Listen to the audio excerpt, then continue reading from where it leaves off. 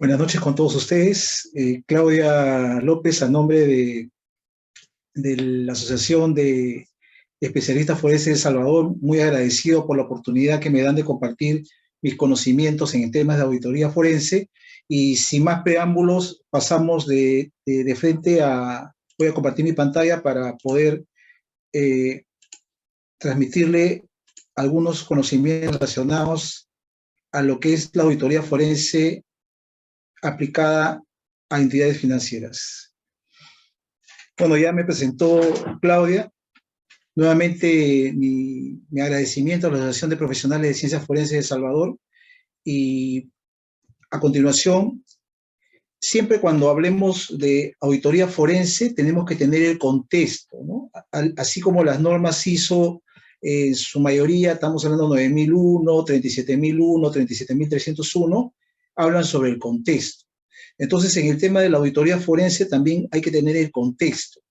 Y para ello yo me voy a apoyar en el informe del ADFE, ¿no? Que es la Asociación de Examinadores de Fraude, que se reporta a las Naciones del año 2020. Ya de repente en el transcurso de este año va a salir el de 2021. Y acá hay unos datos muy importantes que tenemos que tener en el radar para poder entender, ¿no? El tema de cómo aplicar la auditoría forense en el sistema financiero. Por ejemplo, un dato muy importante que arroja este estudio es que las compañías suelen perder un 5% de sus ingresos anuales a causa de fraudes o conductas irregulares. Entonces, acá hay un dato muy importante, ¿no? Si bien es cierto, ustedes me podrán decir, mi compañía no reportó fraudes, y yo les digo, el hecho de que no haya habido reporte de fraudes no quiere decir que no se estén ejecutando fraudes en su compañía, ¿no? Esa es una regla importante que debemos tener en cuenta, ¿no? Porque toda empresa, toda organización está sujeta a riesgos y por lo tanto a riesgo de fraude.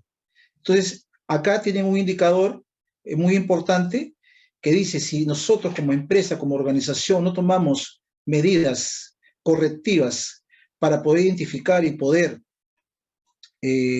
enfrentar el fraude, entonces definitivamente una de las consecuencias, una de las causas va a ser la pérdida del 5% de nuestros ingresos anuales, ¿no? Otra variable importante también es que dice el 54% de las compañías víctimas de fraude no suelen recuperar las pérdidas originadas por los mismos. Quiere decir que la mitad de las empresas nunca recuperan las pérdidas por actos irregulares por parte de colaboradores o por perpetradores de fraude externo, ¿no? Entonces, casi la mayoría, el 50% pierde con respecto a este flagelo que es el fraude. ¿Qué más? Otra variable importante que también hay que tener en cuenta es que el tiempo promedio hasta que se detecta la ocurrencia de un fraude es aproximadamente 14 meses.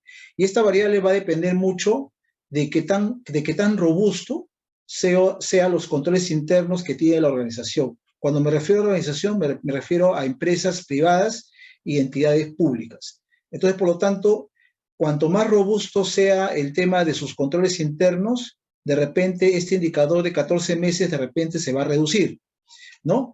Pero si tiene controles internos débiles, esta identificación de fraudes puede durar más, el tiempo puede ser mayor a 14 meses. Entonces, también tener en cuenta ese detalle.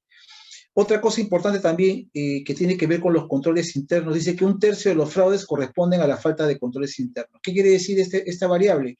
Que de repente en los procesos de las organizaciones no hay controles internos que sean efectivos y suficientes, ¿no? Entonces, por lo tanto, producto de ello es que también el perpetrador de fraude ve una oportunidad y aprovecha esos controles internos débiles y ejecuta el fraude, ¿no? Entonces, ¿cuál es la tarea que tiene que tener la organización con respecto a esta situación? Justamente a través de pruebas de recorrido, fortalecer esos controles internos. A través de pruebas de recorrido, yo también voy a poder identificar si el control interno es efectivo y suficiente, o simplemente si el control interno no existe, o simplemente que el control interno no es suficiente, o simplemente que el control interno no es efectivo. Entonces, vamos a tratar de explicar qué es una prueba de recorrido, lo vamos a ver más adelante. Otra variable importante también que tenemos que tener en cuenta es que la presencia de controles antifraude está asociada a menores pérdidas por fraude y detección más rápida. Variable importante que trata este estudio, ¿no? Dice, la presencia de controles antifraude está asociada con menores pérdidas por fraude y detección más rápida. Entonces, acá juega un rol importante el auditor forense, porque el auditor forense actúa en tres frentes, que es la prevención, la detección y la respuesta a la investigación propiamente dicha. Entonces, por lo tanto, el auditor forense no solamente actúa cuando ya el fraude se materializó, ya nos pegó, ¿no? Porque generalmente asocian a que el auditor forense solo actúa cuando ya el fraude se materializó. Eso no es tan cierto, sino que el auditor forense tiene la labor fundamental de actuar en estos tres frentes, ¿no? En la prevención, detección e investigación. Ahora, en la prevención vamos a ver también algunos aspectos relacionados al rol que juega el auditor forense con respecto a la prevención. Y también el tema de la detección, que está regido específicamente, ¿no? Y que se lleva, digamos, el mayor porcentaje de identificación es a través de los canales de denuncia, ¿no? ¿No? Vamos a verlo más adelante. Entonces, ahora, el plan antifraude, que llaman el plan antifraude que ustedes de repente han escuchado, no es más que acciones de prevención, detección e investigación. Eso es lo que es el plan antifraude, vamos a ver más adelante también. ¿Qué otra cosa más importante arroja este estudio? El estudio reflejó que el fraude interno tiene mayores probabilidades de ser detectado a través de los avisos o denuncias. Entonces, esta es una variable importante. Miren, a nivel mundial, el 45% de los fraudes han sido detectados a través del canal de denuncias, ¿no? A nivel latinoamericano, a nivel de los países latinoamericanos, este porcentaje se incrementa a 55%. Entonces, muy importante es el tema del canal de denuncias, ¿no? El mismo que tiene que estar sobre la base de una difusión y sensibilización del mismo para que el colaborador y las partes interesadas puedan pues tramitar una denuncia respecto a un tema de fraude que se esté, digamos, perpetrando o ejecutando en la empresa, ¿no? Otra variable importante es que entre los controles antifraude más comunes implementados en las organizaciones destacan los códigos de ética con un 88%, las auditorías externas con un 93% y las auditorías internas con el 84%. Variables importantes que son controles antifraude que deben estar enmarcados en un plan, ¿no? Y entonces, importante tener estas variables en el radar, porque con ello voy a yo poder enmarcar cuál va a ser el objetivo que va a tener el auditor forense dentro del sistema financiero. Algunas definiciones importantes también. Cuando nosotros hagamos auditoría forense, la primera tarea que tiene que hacer el auditor forense en el sistema financiero es establecer una definición de lo que es fraude. Esa definición de lo que es fraude tiene que estar, digamos, inmerso en un procedimiento, el mismo que debe estar debidamente formalizado a través de la aprobación por la alta dirección. Entonces, importante la primera tarea que tiene que hacer el auditor forense, definir lo que es fraude para la organización, sea pública o privada. Entonces, acá yo les voy a alcanzar una definición de fraude sobre la base de lo que dice la Asociación de Examinadores de Fraude, sobre la base que dice el Instituto Internacional de Auditores, sobre las bases que establece el Código Penal, ¿no? Entonces, una definición simple y, digamos, operativa que podríamos utilizar los auditores forenses al momento de identificar conductas irregulares, identificar procesos irregulares, etcétera, es la que le voy a compartir a continuación. ¿Qué dice esta definición, no? ¿Qué es el fraude, no? Dice, es una actividad y acción ilegal que una persona realiza intencionalmente. Entonces, ahí hagamos un paréntesis. El fraude, digamos, definirlo como tal, tiene que ver una intencionalidad, ¿no? Que también se le conoce con el nombre de dolo. O sea, la persona que comete el fraude sabe, es consciente y voluntariamente, digamos, conocedor de que está actuando en contra de las normas. O sea, sabe que está violentando las normas y aún así ejecuta su accionar. Entonces, esa es la primera variable que tenemos que tener en cuenta con respecto al fraude. La intencionalidad, el dolo. Importante variable porque a veces en nuestras investigaciones que hacemos en nuestras auditorías forenses, a veces confundimos lo que es el fraude con error. Ahí vamos a ver una diferencia importante. Entonces, para que haya fraude tiene que haber intencionalidad, tiene que haber dolo. Acto consciente y voluntario de la persona que va a cometer el fraude, ¿no? Seguimos con la definición. Mediante el engaño, ocultamiento de la verdad o la violación de la confianza. O sea, ¿qué quiere decir? Que es una actividad y acción ilegal que va contra las normas que una persona realiza intencionalmente utilizando el engaño, el ocultamiento de la verdad o la violación de la confianza, ¿no?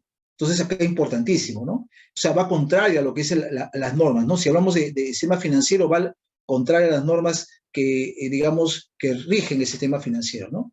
Y tiene como consecuencia una afectación o pérdida para la víctima. ¿Qué sería la víctima aquí? La empresa, ¿no? Las empresas del sistema financiero, ¿no?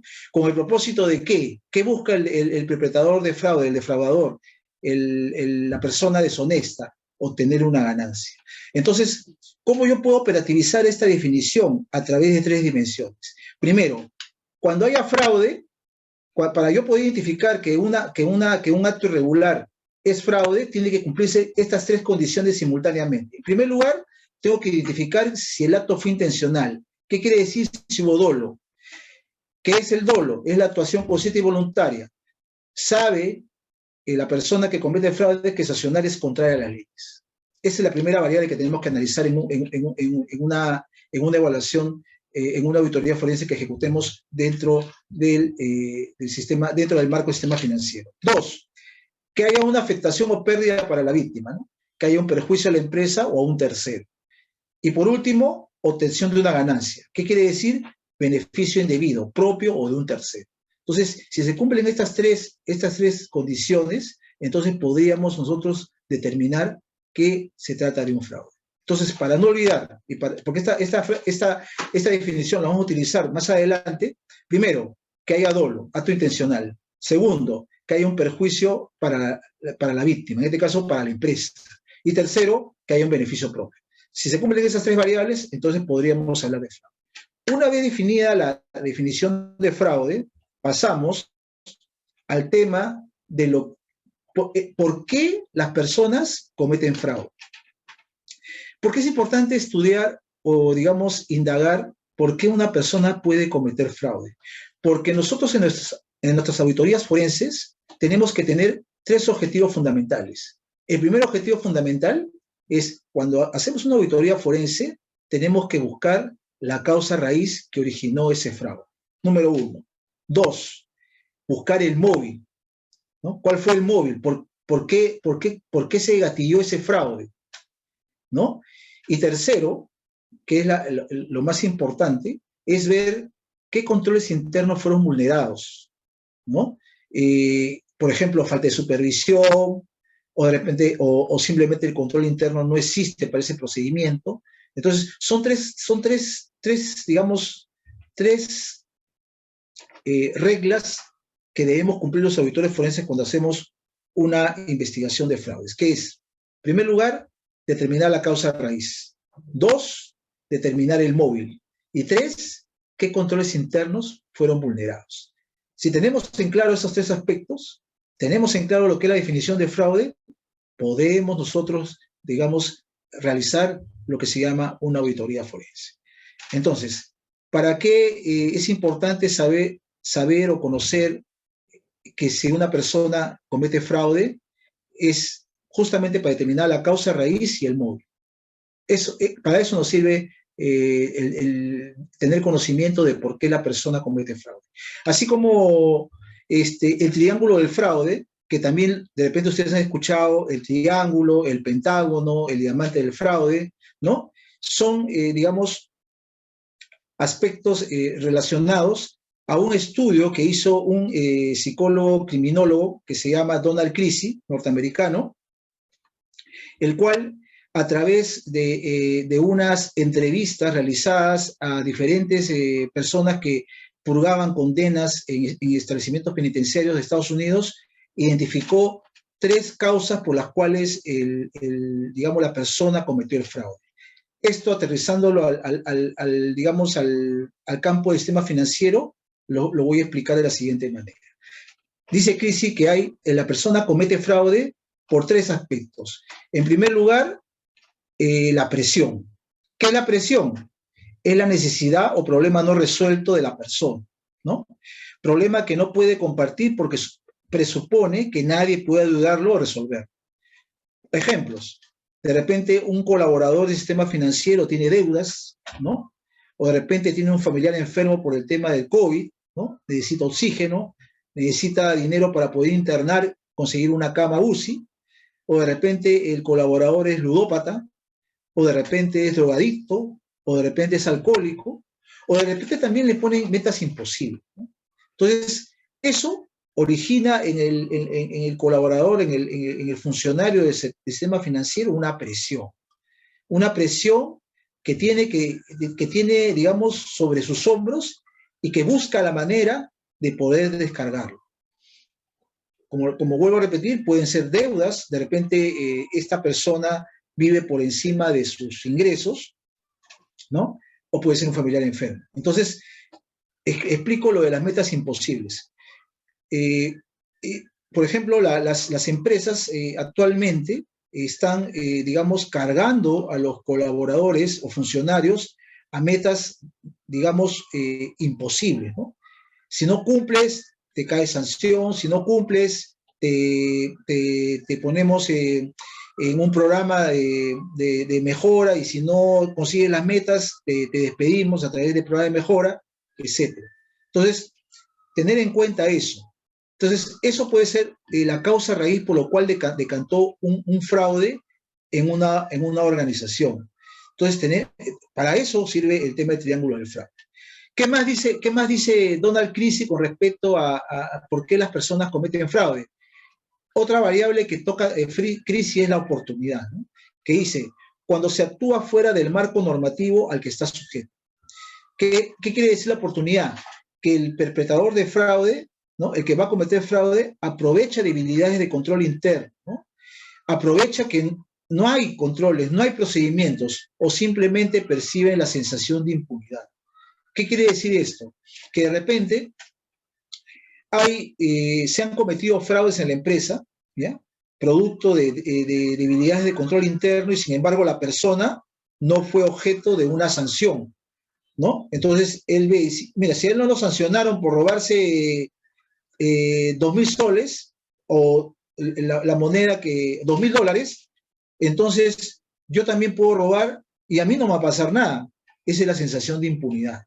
Entonces, por lo tanto, acá lo que tiene que hacer la empresa, en segundo lugar, lo que tiene que recomendar el auditor forense es que desde el más alto nivel, ¿no? de la alta dirección, la organización establezca una tolerancia cero al fraude. Tolerancia cero al fraude, que no se va a permitir que la persona no se robe ni un dólar, ¿no? Eso es importante también tenerlo en cuenta. También vender esa posición, esa tolerancia de cero al fraude a la alta dirección. Entonces, importantísimo tener en cuenta. Entonces, la oportunidad tiene que ver con controles internos débiles, ¿no? No hay supervisión, o de repente el control interno no existe, o de repente los controles no son tan efectivos y suficientes como debían serlo, ¿no? El tema de racionalización, que es otra variable que toca Donald Crisi, acá habla sobre la actitud del individuo que lo hace pensar que lo que está haciendo está bien, ¿no? Y esto trae a colación a bajos estándares éticos, ¿no? Por ejemplo, he visto en auditorías forenses que he realizado, cuando llego a la entrevista, al interrogatorio con el colaborador o funcionario, me dicen, ¿no? Pero he hecho ganar a la empresa. Y yo le digo, pero has actuado mal, has actuado contrario a las normas, has vendido seguros, digamos, imponiéndoles el seguros a los clientes, ¿no? Entonces, ¿cómo vas a decir tú que has actuado bien? Estás incumpliendo una normativa interna,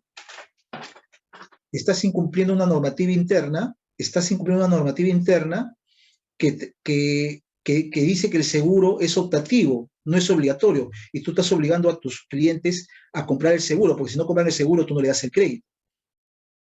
Y después me viene con la respuesta que me dice, lo que pasa es que yo hice ese hecho porque nunca fue promovido. Tengo más de 10 años como vendedor de créditos, ¿no? Y no he subido, no he escalado a jefe, a supervisor, ¿no? Y sigo en el mismo puesto, ¿no? Por eso lo hice, ¿no? O también me dicen la frase, es que no gano lo suficiente, por eso hago tomo esa opción. O simplemente me dicen, no, lo que pasa es que me hacen cumplir una cantidad de metas que de verdad es imposible, pero sin embargo tengo que hacer este tipo de acciones, de engañar a los clientes con el objetivo de cumplir la meta, ¿no? O también lo hago porque me tratan mal, ¿no? Entonces, infinidad de justificaciones te pueden dar los colaboradores o funcionarios con respecto a un hecho, un acto irregular que haya realizado. Entonces, este triángulo del fraude me va a permitir a mí determinar cuál fue la causa raíz y cuál fue el móvil por el cual se cometió el fraude, ¿no? Entonces, de repente, este fraude se cometió porque el control interno simplemente no existía, o simplemente había falta de supervisión, ¿no? Entonces, ¿cuál fue el móvil? Dinero. ¿Cuál fue el móvil? Cumplimiento de metas. ¿Cuál fue el móvil? Entonces, esas situaciones se te van a presentar y producto del análisis tú vas a poder determinar, digamos, precisamente cuál fue la causa que decantó en este fraude, ¿no? Entonces es importantísimo tener esto en cuenta. Otro análisis también que podemos hacer, aparte del triángulo del fraude de crisis, es la propensión de fraude de Ben Sherwood, ¿no? Esta teoría dice que toda empresa, en toda organización, siempre del 100% de colaboradores y funcionarios que comprende la organización, siempre va a haber un 10% de ese número de colaboradores y funcionarios que siempre te van a cometer fraude, ¿no? Y otro 10% que nunca te van a cometer fraude, ¿no? Entonces, en el medio queda ese 80% que probablemente cometa fraude o probablemente nunca cometa fraude. Entonces, eso tiene que ver mucho con el tema de controles internos, con el tema de clima laboral, con el tema de cultura organizacional, ¿no? Entonces, ahí es nuestro trabajo como auditores forenses, ¿no? Entonces, ¿cuál es el rol que juega el auditor forense con respecto a este 80%? Justamente en los rubros de prevención y detección, ¿no? Que ahí vamos a desarrollar más adelante. Otra definición importante que tenemos que tener, el tema, los auditores forenses, es que definir exactamente lo que es el error, ¿no? El término error se refiere a una representación errónea, no intencional en los estados contables, incluyendo la omisión de una suma o una revelación. Por ejemplo, un error al recabar o procesar la información sobre la cual se confeccionan los estados contables, ¿no? Entonces, por ejemplo, ¿cuál es la diferencia entre el fraude y el error? Me preguntaría. Y la respuesta sería que en el error no hay dolo, no hay intencionalidad. Lo demás puede ser similar a una definición de fraude, en el sentido de que haya un tema, digamos, de sin querer la persona, el colaborador, el funcionario, cometió un error, pero este error no hubo dolo, no hubo intencionalidad. Por lo tanto, ahí está la labor de un auditor forense, ¿no? Identificar a través del triángulo del fraude de crisis la causa raíz. En la causa raíz tú vas a identificar si fue un tema de dolo o un tema de intencionalidad, ¿no? O simplemente fue un error. Entonces, es importantísimo tener en cuenta, ¿no? En el error, estimados colegas, no hay intencionalidad, no hay dolo.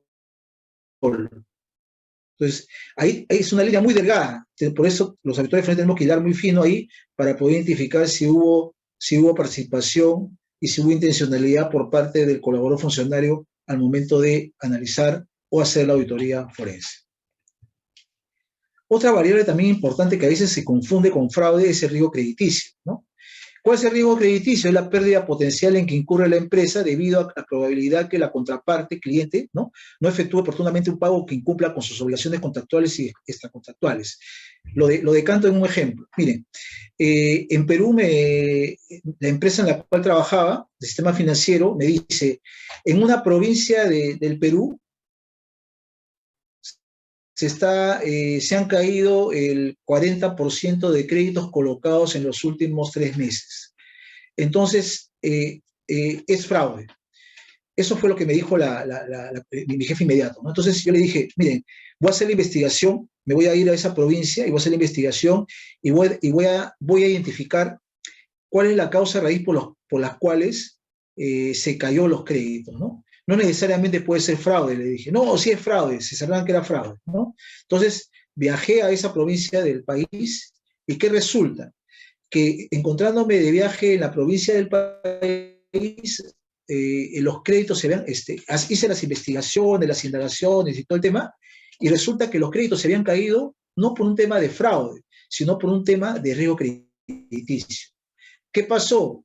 Que esa provincia del país, de mi país, había estado sujeta a un mes de paro regional. O sea, mejor dicho, cuando hay paro regional en mi país, no hay ningún comercio que abra, no hay, digamos, tiendas, no hay nada, es un paro total. Entonces, por lo tanto, eso había decantado en que digamos, los clientes no habían cumplido con sus pagos en los meses correspondientes, ¿no? Entonces, definitivamente, hay que tener claro también lo que es riesgo crediticio en el sistema financiero, ¿no? Porque a veces se tiende a confundir el riesgo crediticio con el fraude. Entonces, tenerlo en el radar también la definición de riesgo crediticio. Ahora, hay infinidad de riesgos de fraude en el sistema financiero, ¿no? Vamos a hablar de algunos nada más. Por ejemplo, en el sistema financiero se nos presentan estos principales riesgos, ¿no? Incapacidad de trabajar con normalidad, ¿no? El riesgo de interrupción del negocio, ¿no? Por el tema de la pandemia, ¿no? Otro riesgo es el riesgo de funcionamiento incorrecto del proceso del negocio, ¿no?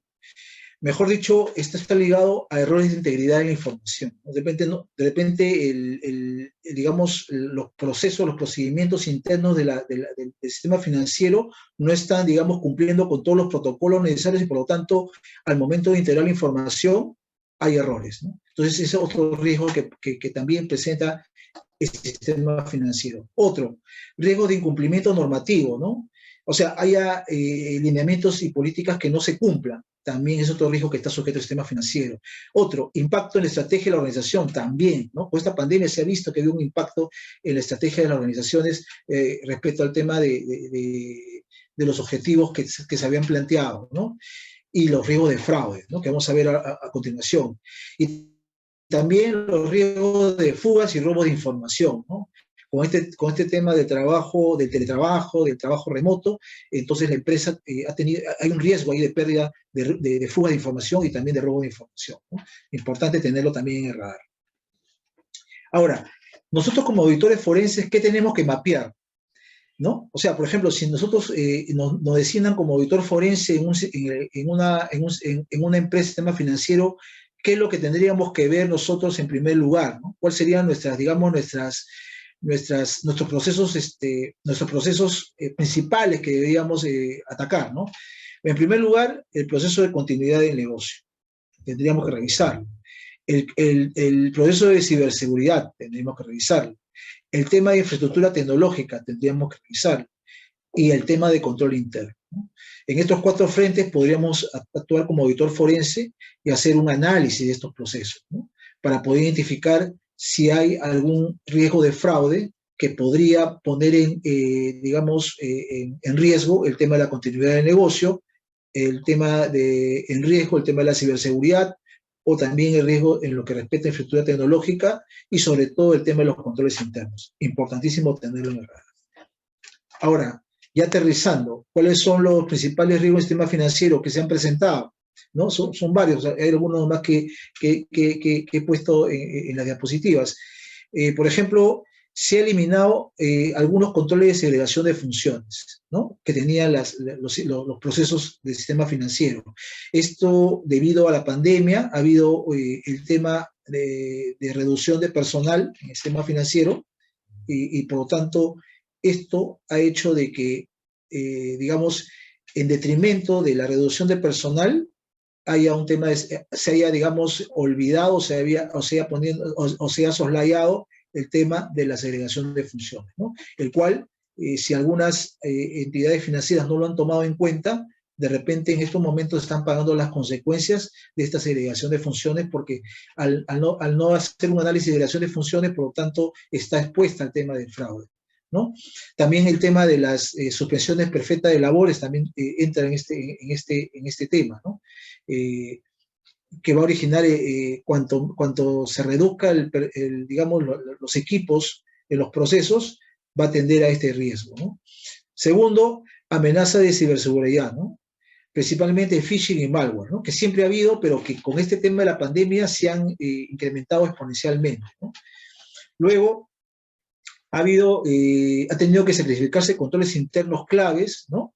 Sistemas, se ha tenido que también sacrificar aspectos de gobierno corporativo y de cultura organizacional con respecto a esta pandemia, ¿no? Entonces también ahí, por ejemplo, si yo quiero hacer un recorte de personal o quiero hacer una suspensión perfecta de labores, la primera tarea que tiene que hacer un auditor forense, hacer una evaluación de riesgo de fraude, ¿no? ¿Qué consecuencias te va a traer, por ejemplo, una reducción de personal en algunos procesos de la empresa o la suspensión perfecta de labores en algunos procesos de la empresa? Esa es la tarea fundamental que tiene que ser un auditor forense desde el punto de vista de prevención, hacer evaluaciones de riesgo de fraude de los principales procesos, ¿no?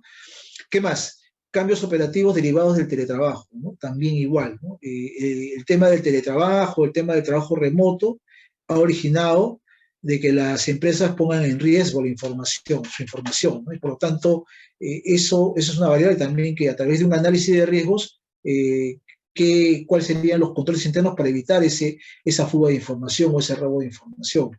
¿Qué más? Aumento en operaciones en canales digitales, también. Producto de la pandemia, las operaciones en canales digitales se han incrementado exponencialmente.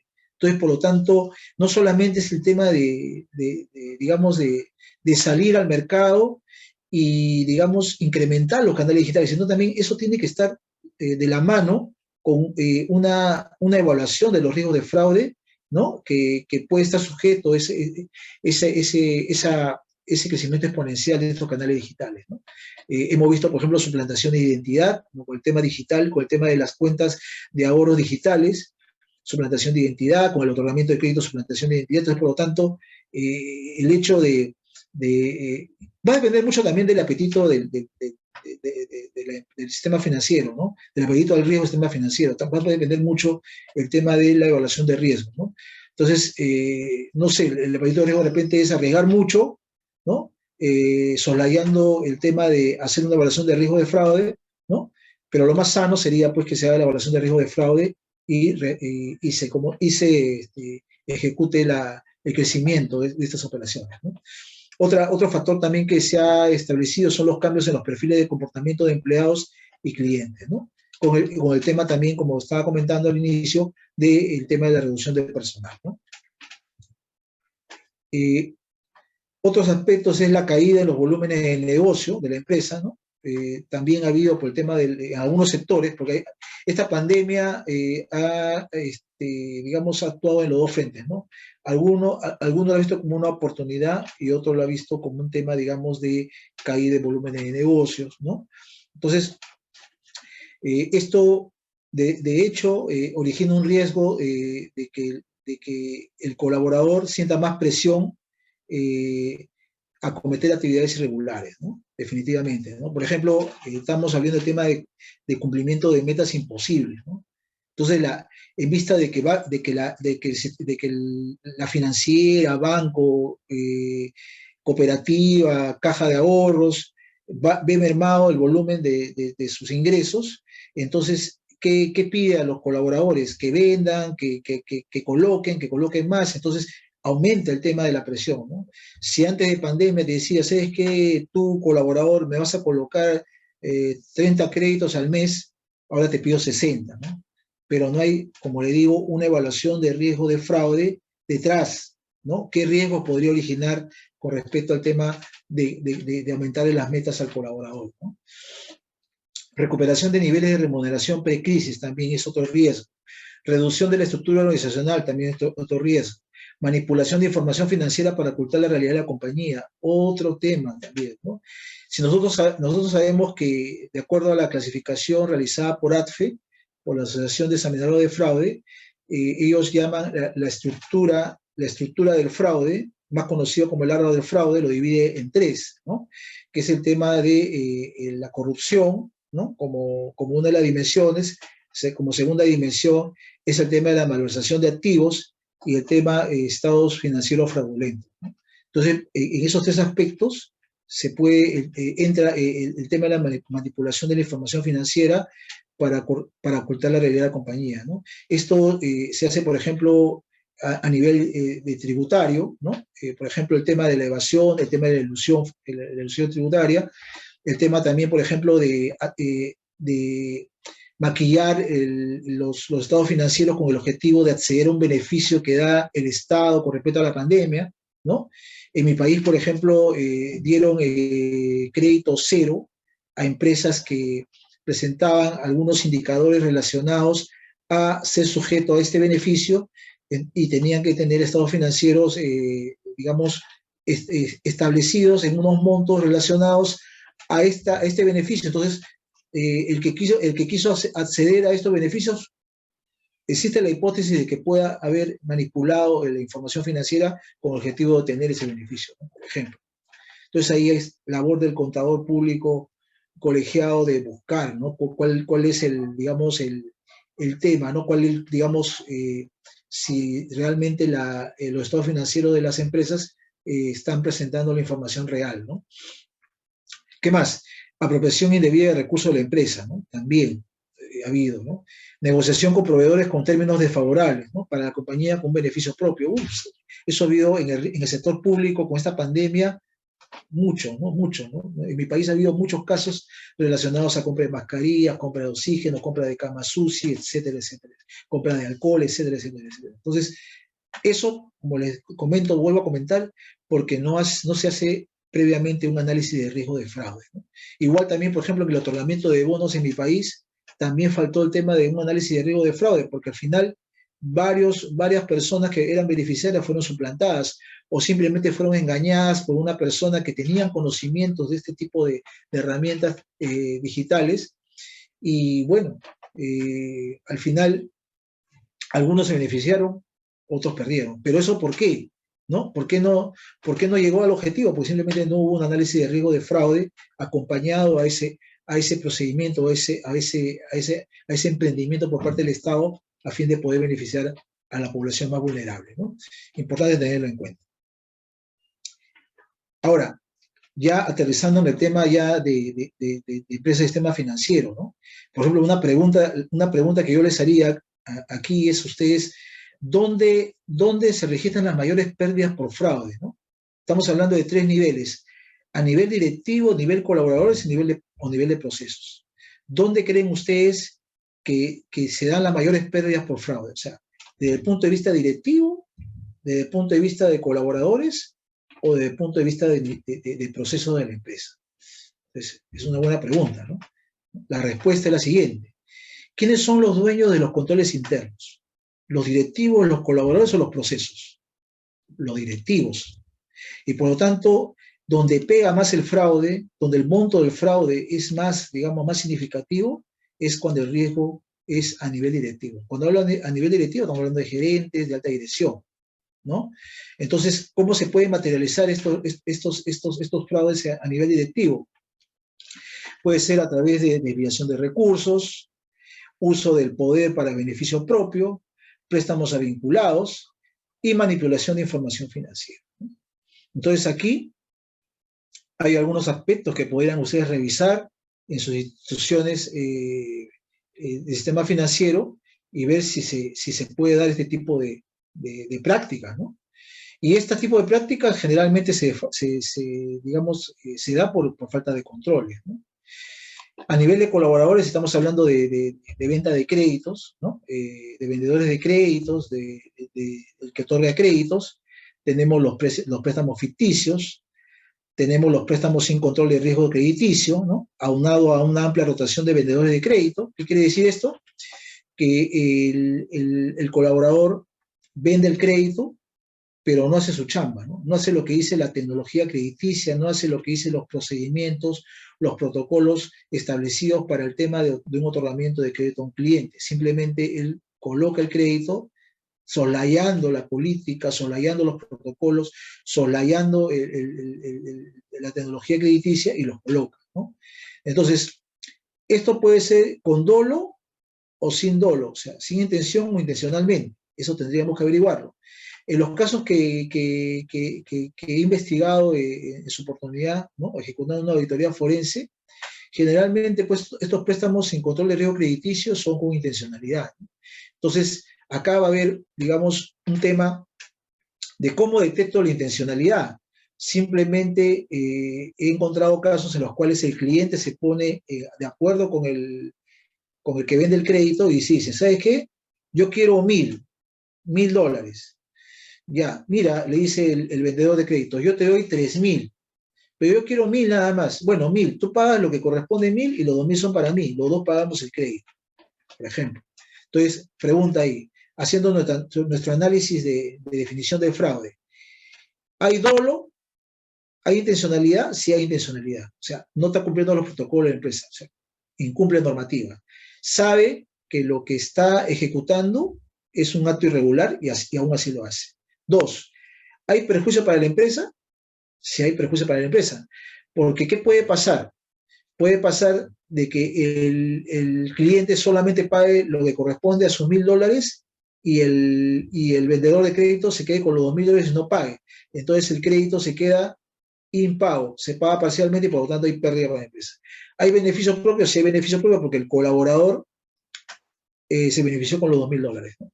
¿No? Entonces, ahí podríamos hablar o podríamos tener una presunción de que se ha cometido un fraude, ¿no? Por eso es importante el tema de definición del fraude, ¿no? Y la operatividad del mismo. ¿Qué más? ¿Qué otro fraude se ha visto en el sistema financiero con respecto al tema de las auditorías forenses? Que se ha detectado ha habido acuerdos entre el vendedor de crédito y el cliente, ¿no? A través de condicionar a un otorgamiento de un crédito. Y cuando hablo de condicionar el otorgamiento de un crédito, quiere decir que el cliente no calificaba para un monto determinado. Y sin embargo, ¿qué hizo el que le vendió el crédito? Construyó toda una documentación con tal de que el cliente tenga su crédito. Ahora, como dice un economista muy renombrado en mi país, no hay lonche gratis. O sea, no quiere decir que lo haga de buena gente el vendedor de crédito, sino que producto de ese otorgamiento de crédito, él cobra un porcentaje del mismo. Entonces ahí también hablaríamos de fraude. Vamos a ver definición de fraude. ¿Hay dolo? Si hay dolo. Construye información, simula un crédito. Dos, ¿hay perjuicio para la empresa? Claro que puede haber perjuicio para la empresa. Si la persona no calificaba para pagar el crédito, una vez que le hayan otorgado el crédito, ¿usted cree que lo va a pagar? Si no tiene, digamos, de dónde pagar, ¿no? Y entonces el beneficio propio, claro, el beneficio propio, el porcentaje del crédito que le cobra por haber otorgado el crédito. Entonces, sí, también se configura un tema de fraude, ¿no? Entonces, importante tenerlo en cuenta, ¿no? Otra variable también que encontramos en las auditorías forenses que también he tenido oportunidad de ejecutar es que también tanto el vendedor de crédito como el cliente comparten recursos del préstamo, ¿no? Hay algunas preguntas que he visto en el chat, ahorita las voy a responder, voy a terminar con esta diapositiva y paso a responder las preguntas. Préstamos con información falsa, ¿no? Sustraer dinero de cuentas de ahorro también se da a nivel ya digamos, de la misma entidad financiera. Estamos hablando del tema de los que trabajan dentro de la financiera, no los que venden crédito. Falsificación de firmas, suplantación sobre propiedad del negocio, que quiere decir, por ejemplo, que José Antonio no tiene negocio y necesita un negocio para otorgarle un crédito, pero su primo, Juan Pablo, sí tiene un negocio. Entonces, José Antonio, ¿qué tal si tú te hago pasar el negocio de tu primo Juan Pablo como tu negocio para que tú tengas el crédito? Y así comienza a elaborar documentación y lo presenta, ¿no? Entonces también es un tema de fraude, ¿no? Tramitar con los créditos sin conocimiento del cliente, he visto varios, ¿no? El cliente ni se entera que tiene un crédito y al final se da cuenta cuando viene el tema de a cobrar el crédito, ¿no? Oye, pero si yo no he sacado crédito, entonces ahí fue sujeto de una suplantación de identidad, ¿no? Y eso también hemos detectado casos en los cuales el vendedor de crédito está inmerso dentro del tema, ¿no? Y también tomar dinero de cuota de clientes también, que se da en muchos casos, ¿no? Y a nivel de procesos, siempre revisar, ¿no? La auditoría fue, ¿cómo detectamos este riesgo tanto a nivel directivo como a nivel de colaboradores? Justamente cuando hacemos la auditoría forense a nivel de procesos, ¿no? En las cuatro fases, ¿no? Promoción del crédito, ¿no? Originación, que le llaman a unos casos de crédito, el desembolso, ¿no? Del crédito, el seguimiento y la cobranza y recuperación, ¿no? Esa auditoría forense realizada a estos procesos ha determinado que encuentre esas tipologías de fraude que les he comentado, tanto a nivel directivo como a nivel de colaboradores. Ahora voy a pasar a ver si hay algunas preguntas. A ver, dice acá, a ver, dice Alfredo Montenegro. ¿Qué tal? Buenas noches, Alfredo. A ver, vamos a ver si hay alguna pregunta. Ya. Ante la falta de controles o controles deficientes en una organización, ¿debe adoptar por implementar un sistema antisoborno? Dependiendo, estimado Alfredo. Lo que pasa es que el tema del sistema antisoborno, el sistema antisoborno es sobre un delito, es sobre digamos, un riesgo de delito que pueda incurrir la empresa, ¿ya? Entonces, no necesariamente implementar un sistema antisoborno me va a mitigar el tema de falta de controles internos relacionados a la organización. Para ello, tengo una norma, digamos, más completa, ¿no? Que es la ISO 37301, que es la norma del sistema de gestión de compliance. Esa es más completa y que podría, digamos, actuar en varios frentes, ¿no? En varios procesos, ¿no? Entonces, por lo tanto, el antisoborno solamente te mitigaría solamente todo lo que entra en el tema de antisoborno. Y si lo digamos, clasificamos en el tema del árbol del fraude, estaría en el tema de corrupción, ¿no? Pero, ¿qué pasa con el tema de malversación de activos? ¿Qué pasa con el tema de estado financiero fraudulento? Entonces, eso estaría soslayando esas tipologías solamente viendo el tema de corrupción. Entonces, por ahí podrías, digamos, implementar más digamos, un tema más integral, ¿no? Para que pueda, digamos, mitigar los riesgos de fraude de la organización. Acá también hay otra pregunta. ¿Cómo enfrenta el auditor forense el fraude cibernético en estos tiempos de transformación digital? Excelente pregunta, Alfredo.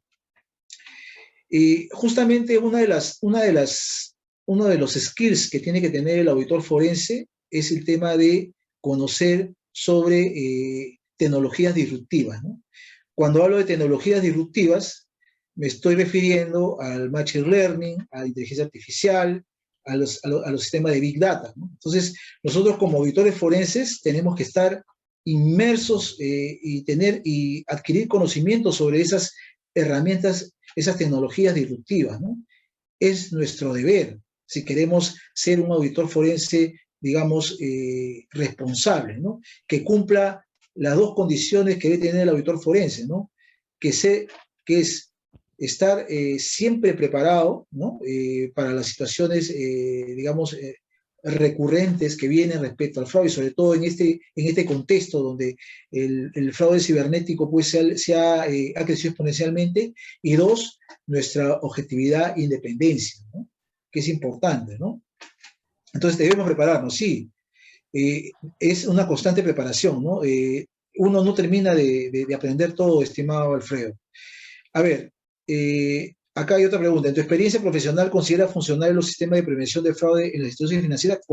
Claro, mira, pero hay dependiendo del tema de prevención de fraude. A veces prevención de fraudes está ligado al tema de tarjetas de crédito, tarjeta de débito, ¿no?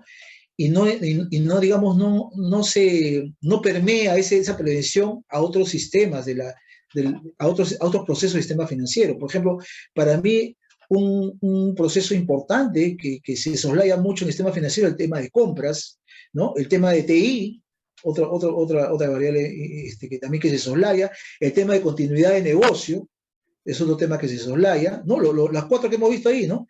El tema de ciberseguridad también, es otro tema también que se soslaya. Entonces, yo creo que, o sea, yo pienso, o sea, tengo la convicción de que la prevención de fraudes tiene que nacer sobre un análisis de contexto de la empresa. Ese análisis de contexto te va a permitir a ti identificar cuáles son tus áreas críticas. Y una vez identificando esas áreas críticas, tú vas a poder hacer la prevención, aplicar acciones de prevención ante esas áreas críticas. No solamente es tarjeta de crédito, tarjeta de débito, son otras áreas que también digamos, tienen igual importancia que el tema de las tarjetas, ¿no? Porque las tarjetas, ojo, bueno, dependiendo, hay software que te pueden ayudar, hay entidades que prestan ese servicio, ¿no? Por ejemplo, no que quiera hacer una promoción a ciertos software. Yo he manejado el tema del Monitor y bueno, es una herramienta muy, digamos, que me ha servido mucho para mí para el tema de prevención. Y bueno, hay otros sistemas también que muy buenos. Entonces, es cuestión de monitoreo, el tema del Big Data es importante en el tema de la prevención, ¿no? En el tema de prevención, ojo, tenemos nosotros los auditores forenses que conocer de Big Data, ¿no? Por ejemplo, de herramientas como Python, ¿no? Que es muy utilizada últimamente, porque ya el ACL, el IDEA también, ¿no? Que eran herramientas que también nos acompañaban. También, o sea, por ejemplo, hay herramientas más sofisticadas, ¿no? Que podríamos utilizar, ¿no? A ver, David, acá hay una pregunta de David.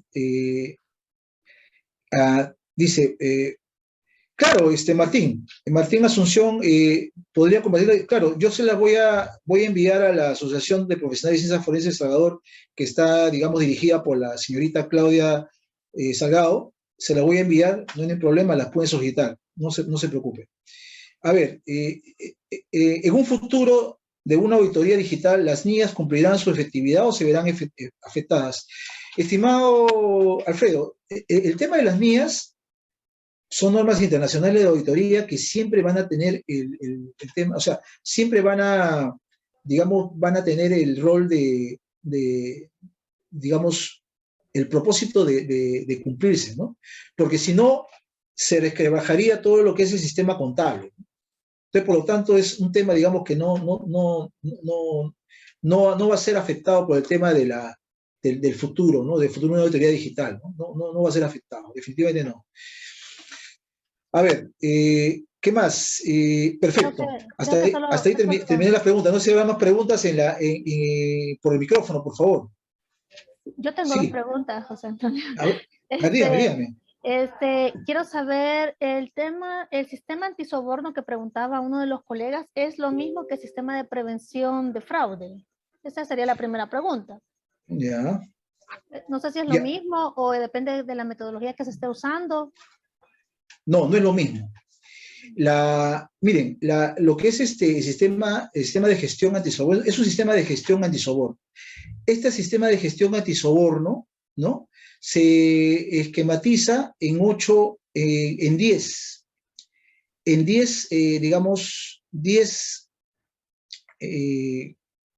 digamos, 10 recomendaciones que hace la ISO 37001, ¿no? Con respecto al tema de implementación de un sistema de gestión antisoborno. Dentro de este sistema de gestión antisoborno está el tema del planteamiento de inquietudes, que es el tema del canal de denuncias, está el tema de seguimiento y monitoreo. Dentro del tema antisoborno está el análisis del contexto, ¿no? El análisis de contexto, está el tema de la evaluación de riesgos, pero riesgos de soborno, ¿no? Digamos, no permea a todos los riesgos que tiene la ¿cómo se llama? La empresa. Ojo. Entonces, ahí hay una gran diferencia, ¿no? Entonces, cuando nosotros hablamos de prevención de fraudes, estamos hablando de hacer un análisis de contexto similar a lo que es el sistema de gestión antisoborno, pero este análisis de contexto no solamente va a haber temas de soborno, sino también va a haber temas de otros aspectos relacionados a áreas críticas que tenga la empresa, ¿no? Por ejemplo, vuelvo a repetir, el área de compras, el área de TI, el área de continuidad de negocio, el tema de personas, ¿no? O recursos humanos, como lo llamen en el país correspondiente. O sea, va a ser más integral, va a comprender más procesos, no solamente el tema de antisoborno. Entonces, por lo tanto, son complementarios. La prevención de fraudes con el tema de sistema de gestión antisoborno son complementarios, que son complementarios en el sentido de que ambos pueden funcionar en una misma empresa. Esa sería mi respuesta. La segunda pregunta, por Muchas favor. Gracias. Sí, Sí, la siguiente pregunta es, tú hablabas de análisis de riesgo de fraude. En el caso de El Salvador, se conoce la figura de gestor de riesgos. En ese caso, bueno, el análisis de fraude yo lo visualizo global, como un detalle de un inventario de riesgos y el establecimiento como de brechas o de tolerancia, y aparte de eso el riesgo por cada crédito que también tú mencionabas ahí. Eh, en el caso del tema de fraude o forense, ¿quién es el que realiza esta actividad o si es complementaria a lo que hace un gestor de riesgo?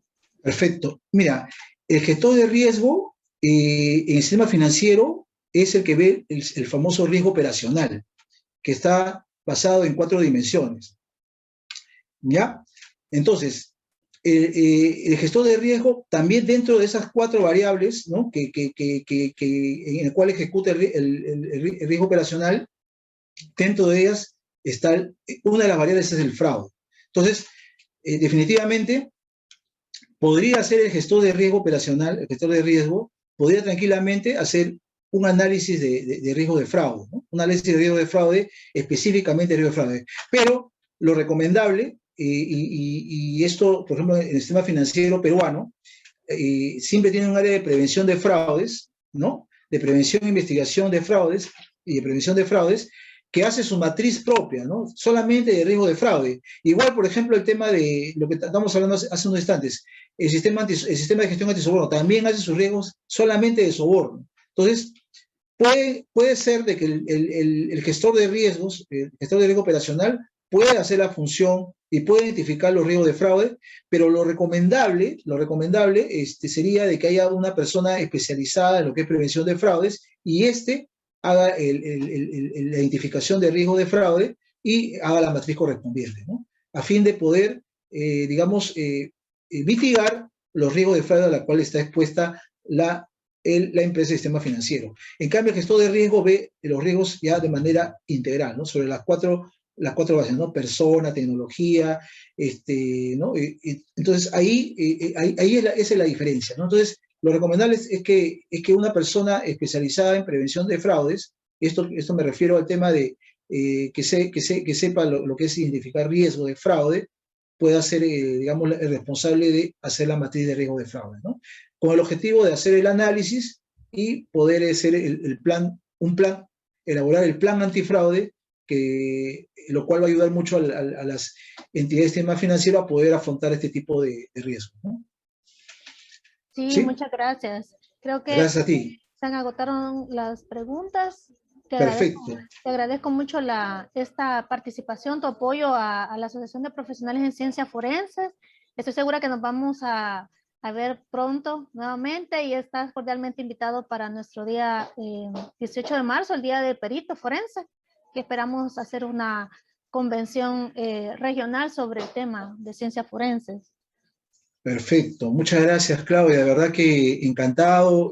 Yo siempre trato de colaborar a nivel, digamos, a nivel de mi país, Perú, y también a nivel latinoamericano, compartir mis conocimientos y de verdad muchas gracias a ustedes por haberme escuchado, por haber permitido compartir mis conocimientos, mi experiencia y nos veremos pues para otra oportunidad. Mis redes están abiertas.